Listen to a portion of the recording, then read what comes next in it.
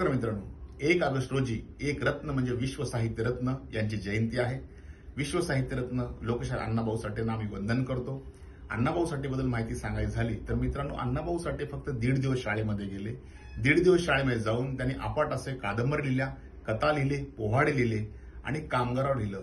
संयुक्त महाराष्ट्र लढाईमध्ये त्या अण्णाभाऊ साठेने खूप मोठं असं काम केलं आणि त्या कामाचा किंवा त्या साहित्याची नोंद रशियासारख्या बलाढ्य देशांनी घेतले. जेव्हा अण्णाभाऊ साठे रशियाला गेले त्या ठिकाणी जाऊन अण्णाभाऊ साठे आपले राजे म्हणजे छत्रपती शिवाजीराजे यांची महती सांगतात, त्यांची कीर्ती सांगतात. ते सांगतात की आमच्याकडे असा एक राजा आहे जो शेतकऱ्याच्या मुलांना घेऊन, गरिबाच्या मुलांना घेऊन एकत्र करून त्यांनी स्वराज्य निर्माण केलंय. अण्णाभाऊ साठे आपल्या कोणत्याही कार्यक्रमाची सुरुवात अशी करत होते, आधी वंदन मातृभूमीला, दुसरे जिजाऊच्या शिवरायाला, गातो मी कवना, मुजरा करतो छत्रपती शिवाजीराजेला. ह्या अण्णाभाऊ साठेंना आज आपण जयंतीनिमित्त वंदन करूया, नमन करूया.